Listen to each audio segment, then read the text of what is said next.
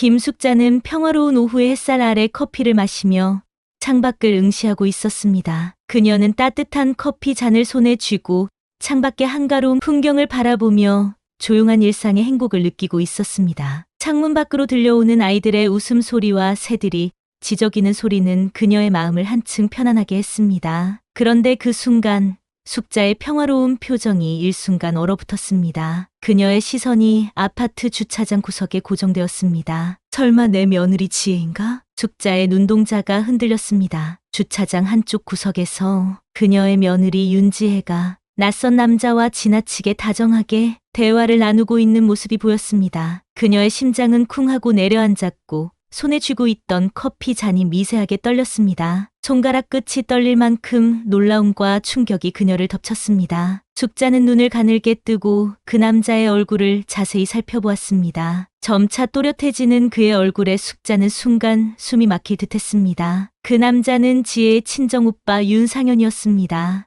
윤상현을 본 것은 지혜와 아들 동훈의 결혼식 날 이후로 처음이었는데요. 그런데 이렇게 비밀스럽고 다정한 모습으로 두 사람이 왜 만나고 있는 걸까요? 숙자의 마음은 온갖 의혹으로 뒤덮였습니다. 숙자는 자신의 가슴을 진정시키려 했으며 혼잣말을 중얼거렸습니다. 아니야.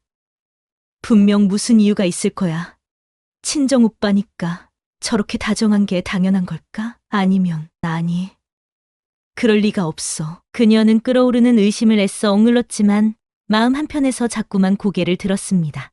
불길한 생각이 끊임없이 머릿속을 맴돌았습니다. 그녀는 커튼을 재빨리 닫으며 긴 한숨을 내쉬었습니다. 숙자는 다시 자리에 앉았지만 이미 평화로운 오후는 산산조각이 나 있었습니다. 가슴 속 의혹은 계속해서 자라났고 지혜와 상현의 모습이 자꾸만 머릿속에서 지워지지 않았습니다. 그녀는 결국 그날 밤 잠을 이루지 못하고 뒤척이며 며느리와의 관계와 가족의 앞날을 걱정했습니다. 그날부터 숙자의 마음속에서 의심과 불안이 점점 깊이 뿌리를 내리기 시작했습니다. 숙자의 눈빛은 어둡게 변했고 그녀의 마음속에서 불길한 예감이 점점 커져갔습니다. 이제 평화롭던 그녀의 일상은 되돌릴 수 없을 만큼 흔들리기 시작했습니다. 그녀는 앞으로 어떤 진실과 마주하게 될지 두렵고도 궁금했습니다. 숙자는 결국 단단히 마음을 먹었습니다. 반드시 며느리의 비밀을 밝혀내겠다고 다짐하며 어둠 속에서 홀로 눈을 빛냈습니다. 다음 날 아침 숙자는 부엌에 앉아 조용히 식탁을 정리하고 있었습니다. 손에 쥔 숟가락보다 머릿속에서 맴도는 생각들이 더 무거웠습니다. 지혜는 평소와 다름없이 아이 도시락을 준비하고 있었고 박동우는 바쁘게 출근 채비를 하고 있었습니다. 그들의 일상은 평온해 보였지만 숙자의 눈에는 그 모든 것이 가면처럼 느껴졌습니다. 그날 오후 숙자는 우연을 가장해 지혜의 방을 조용히 들여다보았습니다. 방 안에는 아무도 없었고 책상 위에는 정리되지 않은 통장이 놓여 있었습니다. 숙자는 손끝을 떨며 그 통장을 펼쳐보았습니다. 그녀의 눈에 들어온 것은 예상치 못한 숫자들이었습니다. 정기적으로 빠져나간 큰 금액들, 그리고 송금처에는 지혜의 친정 어머니 이름이 적혀 있었습니다. 이게 뭐야? 이렇게 많은 돈을. 숙자는 믿을 수 없다는 듯 통장을 다시 들여다보았고 이내 또 다른 장부 하나를 발견하게 되었습니다. 그 안에는 지혜가 매달 적어놓은 지출 내역이 있었고 그중 상당수가 지원금, 차용, 상현이라는 이름으로 표시되어 있었습니다. 그 순간 숙자의 머릿속에서는 하나의 퍼즐이 끼워지기 시작했습니다. 상현, 즉 지혜의 오빠가 돈이 필요했고 지혜는 몰래 남편 모르게 그를 돕고 있었던 것입니다. 그것도 아주 오랫동안. 하지만 단순한 가족 간의 도움이라고 보기엔 금액이 너무 컸고 정황이 너무 수상했습니다. 그날 밤 숙자는 잠을 이루지 못했습니다. 동훈에게 이 사실을 말할까? 아니면 지혜를 직접 불러 따져야 할까? 아니면 아무 일도 모르는 척 그대로 넘어가야 할까? 수십 번 고민했지만 마음은 더 복잡해질 뿐이었습니다. 결국 그녀는 결심했습니다. 지켜보기로. 하지만 이번엔 수동적으로 당하지 않을 것이었습니다. 숙자는 며느리를 예의주시하며 진실을 밝힐 증거를 모으기 시작했습니다. 마치 형사처럼 일기장을 쓰고 통화 시간을 기록하고 외출 시간과 장소를 메모했습니다. 그녀는 더 이상 단순한 시어머니가 아니었습니다. 이제 그녀는 며느리의 비밀을 파헤치기 위해 움직이는 탐정이었고 어쩌면 이 가족을 지켜낼 유일한 사람이 될지도 몰랐습니다. 하지만 숙자는 아직 모릅니다. 지금 자신이 밟고 있는 이 의심의 길 끝에 더 크고 위험한 진실이 기다리고 있다는 것을. 며칠 후 숙자는 조용히 외출 채비를 마치고 지혜의 고향으로 향했습니다. 지혜의 친정집은 도심에서 한참 떨어진 외곽 마을에 있었습니다. 날이 꾸물꾸물 흐린 날씨만큼이나 그녀의 마음도 무거웠습니다. 정말 내가 이걸 해야 하는 걸까? 속으로 수십 번 자문했지만 이미 며느리의 진실을 마주하겠다는 결심은 굳건했습니다. 그녀는 지혜의 고향 마을에 도착해 동네 이발소에서 머리를 손질하는 척하며 자연스럽게 이웃과 대화를 나누었습니다. 저기요, 혹시 윤상현 씨 아세요? 묻자 주인장은 고개를 끄덕이며 작게 한숨을 쉬었습니다. 그 집 말씀이시구먼. 아, 고생이 많았지요. 몇 년 전엔 장사를 하다가 크게 망했고 요즘은 이곳저곳 투자받는다는 말이 돌긴 하는데. 숙자의 눈이 살짝 흔들렸습니다. 이어지는 말은 더 충격적이었습니다. 작년에만 해도 집에 채권자들이 들이닥쳐서 경찰도 왔다 갔다 했어요. 어머니 되시는 분이 건강도 안 좋으신데 자식들 때문에 속이 말이 아니었지요. 그녀는 고개를 숙이며 계산을 마치고 조용히 나왔습니다. 마음은 무겁고 손발은 저릿했습니다. 지혜는 이런 집안 사정 다 알면서도 그걸 우리 가족한테 숨기고 있었던 거야? 숙자는 버스에 올라탄 채 창밖을 멍하니 바라보았습니다. 바람은 싸늘했고 마음은 그보다 더 차가웠습니다. 그녀는 그냥 넘어갈 수 없었습니다. 그날 밤 아들의 보험 서류를 정리하던 숙자는 뜻밖의 한 장의 서류를 발견합니다. 바로 지혜의 이름으로 된 부동산 등기부 등본이었습니다. 주소는 도심 외곽의 작은 오피스텔, 그리고 결정적인 사실, 등본 어디에도 아들 동훈의 이름은 없었습니다. 숨겨둔 집, 지혜가 다른 삶을 살고 있는 거야? 숙자는 머리를 감싸 쥐었습니다. 등기일은 불과 한 달 전, 아들과의 대화에서는 전혀 그런 낌새가 없었습니다. 그녀는 인터넷에서 해당 오피스텔을 검색했고 주변에는 병원, 상담센터, 그리고 성인 클리닉까지 혼재된 지역이라는 사실을 알고 온몸에 소름이 돋았습니다. 지혜가 이곳에서 뭘 하고 있었던 거지? 그녀는 이대로 무시하고 넘어갈 수 없었습니다. 마음속으로는 이미 확신했습니다. 그곳에는 가족에게 감춰진 또 다른 얼굴의 지혜가 살고 있다고. 그날 밤 숙자는 일기장에 또박또박 적었습니다. 지혜는 두 개의 삶을 살고 있다. 하나는 며느리로서의 삶, 하나는 우리 모두를 속이고 있는 또 다른 삶이다. 나는 그것을 반드시 밝혀낼 것이다. 며칠 뒤 숙자는 지혜의 외출을 몰래 따라갔습니다. 택시를 타고 지혜를 따라간 끝에 도착한 곳은 바로 그 오피스텔이었습니다. 주소와 외관이 일치하는 걸 확인한 순간 숙자의 심장은 두근거림을 넘어 거의 멎을 듯했습니다. 저곳이야. 등기부에 있던 그 주소. 그녀는 건물 맞은편 커피숍에 앉아 한참을 지켜보았습니다. 30분쯤 지난 뒤 오피스텔 입구에서 낯선 남성이 나타났고 인터폰을 누른 뒤 문이 열리자 조용히 건물 안으로 들어갔습니다. 짧은 머리, 검은 재킷, 험악한 인상. 직감적으로 위험한 사람이란 느낌이 들었습니다. 지혜가 저런 남자를 만나는 걸까? 불륜? 아니면 협박? 생각이 꼬리를 물었습니다. 의혹은 점점 증폭됐고 숙자의 손끝은 떨려왔습니다. 그녀는 지혜가 나오는 것을 기다렸지만 2시간 후에도 아무도 나오지 않았습니다. 차가운 커피만 책상 위에 식어갔습니다. 그날 밤 숙자는 아무 말 없이 집에 돌아왔습니다. 지혜는 이미 잠든 듯했고 동우는 야근으로 귀가하지 않았습니다. 숙자는 조용히 방에 들어가 다이어리를 펼쳤습니다. 나는 며느리를 의심하고 있다. 하지만 이 의심은 단순한 질투나 감정이 아니다. 이건 생존의 문제다. 우리 가족이, 내 아들이 무너지는 걸 두고 볼 수 없다. 다음 날부터 숙자는 달라졌습니다. 표정은 한결 부드럽고 말투는 온화했지만 그녀의 눈은 매서웠습니다. 지혜가 내뱉는 말 하나, 표정 하나까지 속속들이 기억해내며 그녀만의 수첩에 기록하기 시작했습니다. 그러던 중 뜻밖의 사실이 드러났습니다. 지혜가 자신 몰래 전화한 상대, 그녀가 외출하는 요일과 시간,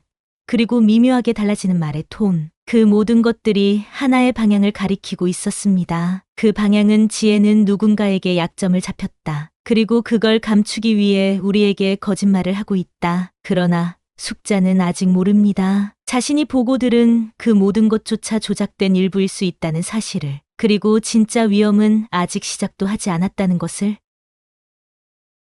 그날 밤 숙자는 손에서 펜을 내려놓지 못했습니다. 그녀의 다이어리는 이미 의심과 분노, 불안으로 채워져 있었고 그 끝에는 이제 무언가를 직접 마주해야 한다는 외침처럼 떨리는 글씨가 쓰여 있었습니다. 지혜와 단둘이 대면하자 이제 더는 피하지 않겠다. 이튿날 아침 식탁 위엔 김이 모락모락 나는 미역국이 올려져 있었지만 가족 모두의 입은 무거웠습니다. 숙자는 조용히 지혜에게 말했어요. 지혜야, 오늘 너랑 나 단둘이 이야기 좀 하자꾸나. 지혜는 놀란 듯 고개를 들었지만 곧 평정을 되찾은 듯 웃으며 고개를 끄덕였습니다. 두 사람은 마주 앉았습니다. 그리고 숙자는 무겁게 입을 열었는데요. 내가 뭘 숨기고 있는지 이제 말해줬으면 좋겠다. 오피스텔, 통장, 너의 친정, 내가 본 게 전부 오해였으면 좋겠구나. 지혜는 순간 눈동자를 피했지만 이내 깊은 숨을 들이쉬며 조용히 입을 열었습니다.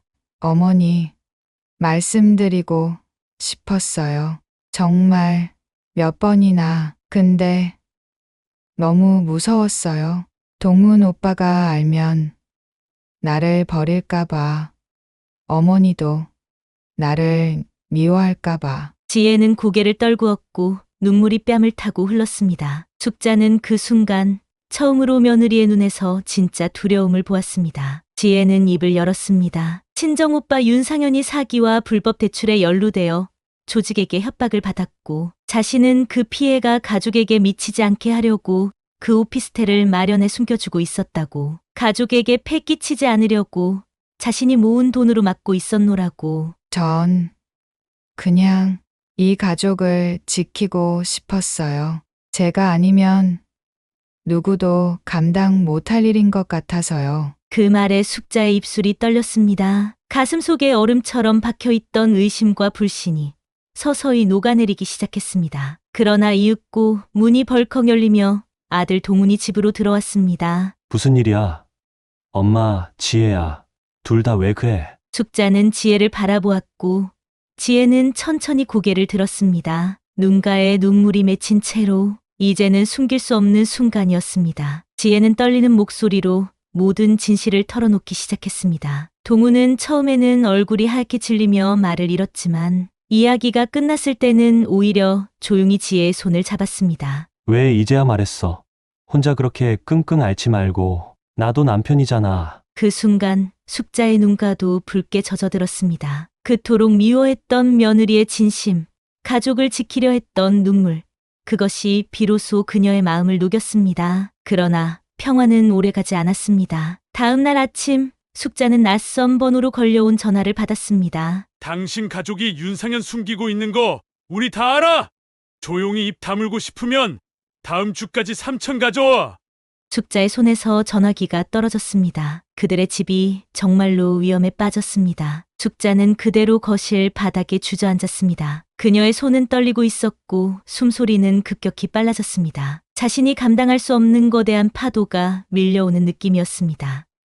조직, 협박, 3천만 원. 지혜는 그 모습을 보고 곧바로 달려와 전화기를 집어들었습니다. 발신번호를 재확인한 그녀는 하얗게 질린 얼굴로 말했습니다. 이 번호 전에 상현 오빠가 말한 적 있어요. 이 사람들 진짜 위험한 사람들이에요. 숙자는 그제서야 모든 퍼즐이 맞춰지는 듯한 기분이 들었습니다. 지혜가 왜 그토록 두려워했는지, 왜 말하지 못했는지. 하지만 이제는 무서워할 시간이 아니었습니다. 숙자는 조용히 자리에서 일어나 지혜를 바라보았습니다. 그리고 조심스럽게 그녀의 손을 잡았습니다. 차가운 손끝이 전하는 떨림, 그 속에는 말로 다 표현할 수 없는 두려움과 고통이 담겨 있었습니다. 지혜야, 나 너한테 너무 미안하구나. 내가 널 너무 오해했어. 널 지켜보면서도 내 마음을 헤아리지 못한 게 내가 어미로서 참 부끄럽다. 지혜는 그제서야 무너졌습니다. 어린아이처럼 소리 없이 울었고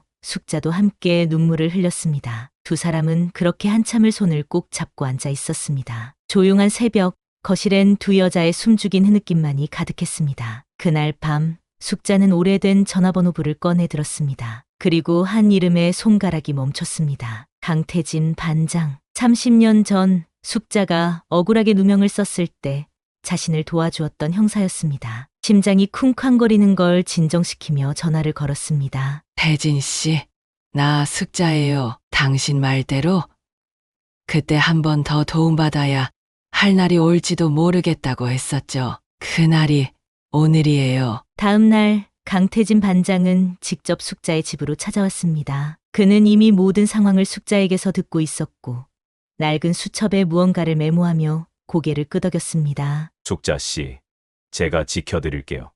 근데 이건 단순한 협박이 아니에요. 조직적이에요.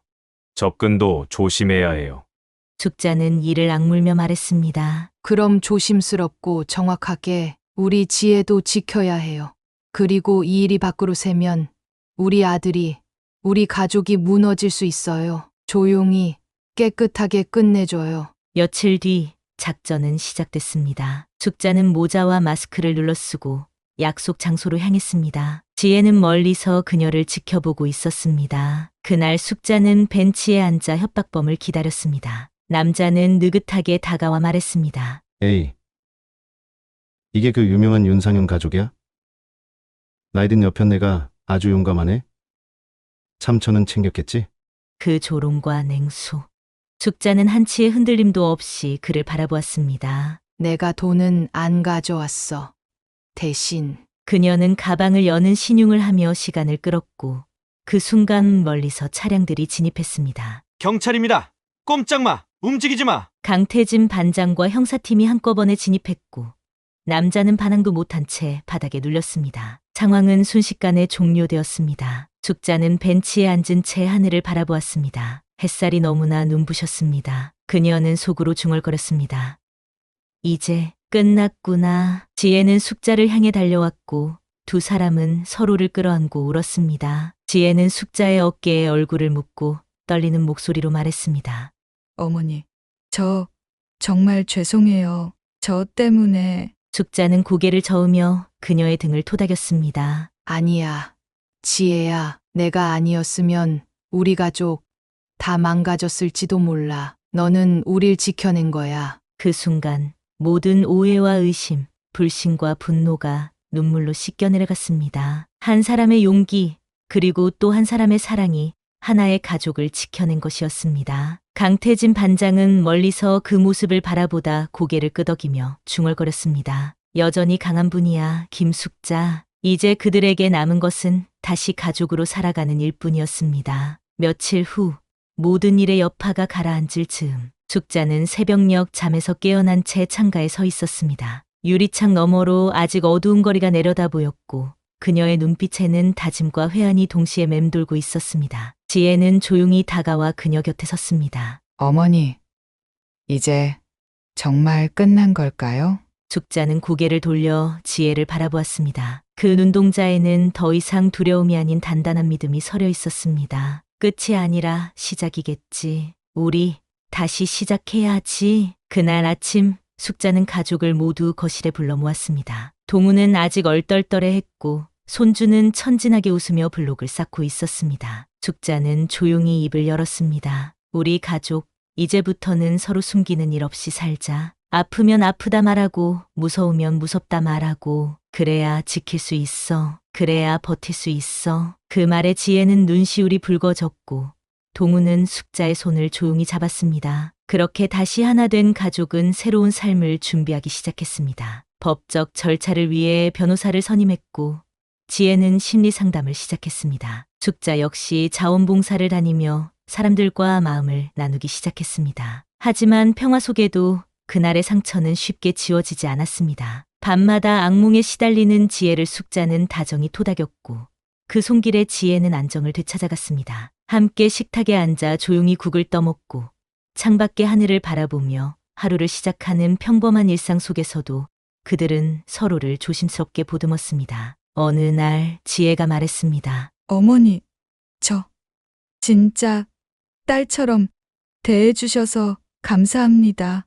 저도 이젠 어머니 딸이 될 수 있을까요? 숙자는 아무 말 없이 지혜의 두 손을 잡았습니다. 손끝이 떨리고 있었습니다. 그녀는 천천히 고개를 끄덕이며 말했습니다. 이미 그랬단다. 내가 너무 늦게 알아줘서 미안하다. 너를 처음부터 딸로 받아들이지 못했던 그 시간들이 참 바보 같았다. 지혜는 고개를 숙였고 두 사람은 그렇게 서로의 눈물과 체온을 안고 오래도록 조용히 앉아 있었습니다. 그 순간 숙자의 마음속에 떠오른 건 세월이 만든 벽이 아니라 이제 와서 다시 짓는 달이었습니다. 상처는 남았지만 그 위에 피어난 건 진심과 용서였습니다. 혈연으로 맺어진 관계가 아니라 마음으로 만들어진 가족이었습니다. 그리고 숙자는 비로소 깨달았습니다. 가족이란 태어나서 주어진 인연이 아니라 함께 겪어내며 만들어가는 기적이라는 것을 말이죠. 숙자는 문득 생각에 잠겼습니다. 이 모든 일이 영화 속 이야기처럼 믿기지 않을 만큼 기막히고도 드라마틱한 일이었다는 걸, 평범했던 가족이 협박에 휘말리고 숨겨진 비밀과 위협 속에서 하루하루를 살아내야 했던 시간들, 그 모든 것을 지금 돌아보면 도저히 현실이라 믿기 어려웠습니다. 그러나 그런 일들이 있었기에 지금 이들이 진짜 가족이 되었다는 것도 분명한 사실이었습니다. 고통스러웠지만 그만큼 서로를 더 깊이 이해할 수 있었고 더 단단히 연결될 수 있었습니다. 우리가 이런 일을 겪게 될 줄은 정말 상상도 못했지. 하지만 덕분에 서로를 더 알게 됐고 더 가족다워졌어. 숙자는 속삭이듯 중얼거렸습니다. 지혜는 조용히 그녀의 옆에 앉으며 말했습니다. 전에도 가족이라고 생각했지만 지금은 정말 마음으로 연결된 것 같아요. 그녀들의 시선은 마당에서 장난치며 뛰노는 손주에게로 향했고 그 작은 존재가 이 가족을 다시 이어주는 끈이라는 걸 그들은 알고 있었습니다. 상처도 고통도 이제는 그들만의 이야기가 되어 따뜻한 추억으로 남아 있었습니다. 다시는 무너지지 않을 단단한 사랑의 형태로 되었다는 것을 느끼게 되었습니다. 오늘 사연은 여기까지입니다. 즐겁게 들으셨다면 좋아요와 구독 눌러주세요. 다음에 더 좋은 사연을 가지고 찾아뵙겠습니다. 감사합니다.